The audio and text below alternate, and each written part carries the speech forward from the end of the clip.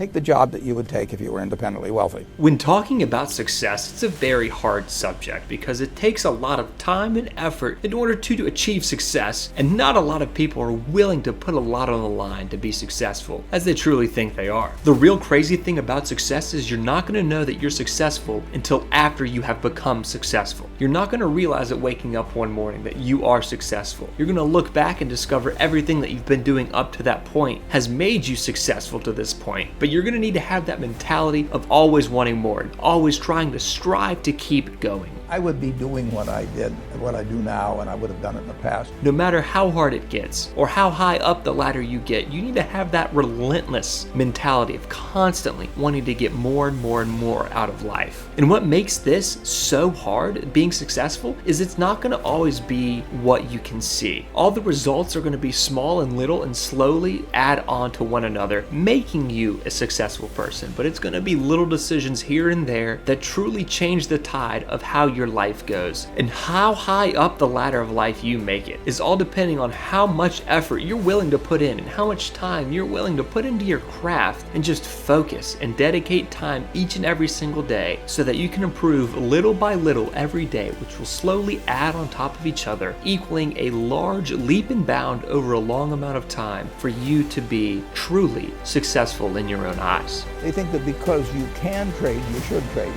You buy a farm, you buy an apartment house, you can't resell it tomorrow.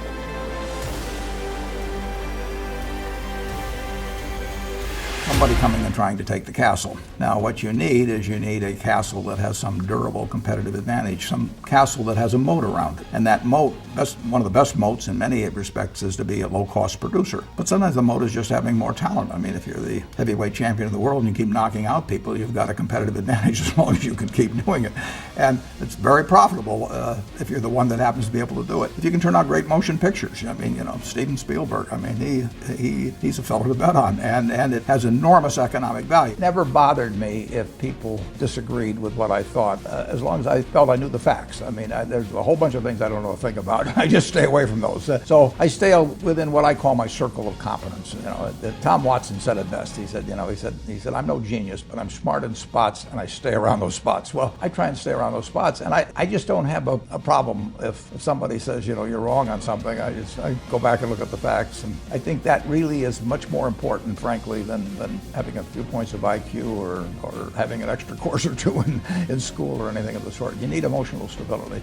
Just being born in the United States in 1930, the odds were like 30-1 against me. I mean, and having decent genes for certain things. And in my own case, I was sort of wired for capital allocation. And being wired for capital allocation a couple of hundred years ago in Nebraska wouldn't have meant a thing. And even now, being born in various parts of the world, it wouldn't have meant much. But here I was in this soon-to-be very rich capitalistic system, and it just so happened that what I did paid off enormously in a market system like we have. And if I'd had a talent in some other area that was way less commercial, I mean, I would have had a good time doing it, but it wouldn't have paid off like this. But of course, Jay said it perfectly when he talked about, he's in there recording for himself, and the money comes afterwards. I mean, I got to do what I love. It doesn't get any luckier than that. If you can spend your lifetime, and I'm 80 now, and doing things you love every single day. I mean, I would be doing what I did, what I do now, and I would have done it in the past if the payoff had been in seashells or shark's teeth or anything else. If you can go to work every morning, I tap dance to work, and I come down, and every day's exciting.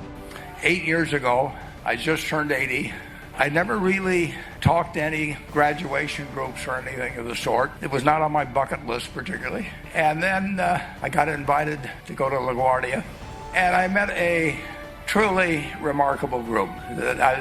Male, female, Hispanic, African American, whatever it might be, these people had one thing in common. They knew they had it in themselves. They knew they could be something beyond where they were. They were willing to put their time, their energies to better themselves. And behind them, as I saw when I got to the graduation on September 22nd, they had parents who were crying as they received their children received the degrees. They had spouses, they had siblings. It was one of the great experiences of my life. And at that point, I was hooked. I've said many times that if you get to be 65 or 70 and later, and the people that you want to have love you actually do love you, you're a success. I've never seen anybody reaches that age. I mean, I'm not talking about somebody that's in extreme poverty or pain or something, but I've never seen anybody that, if they have a lot of people that love them, is other than happy. And I've seen some very, very wealthy people that they give testimonial dinners to and name schools after and everything. Nobody loves them. If they just learn to communicate better, both in writing and in person, they increase their value at least 50%.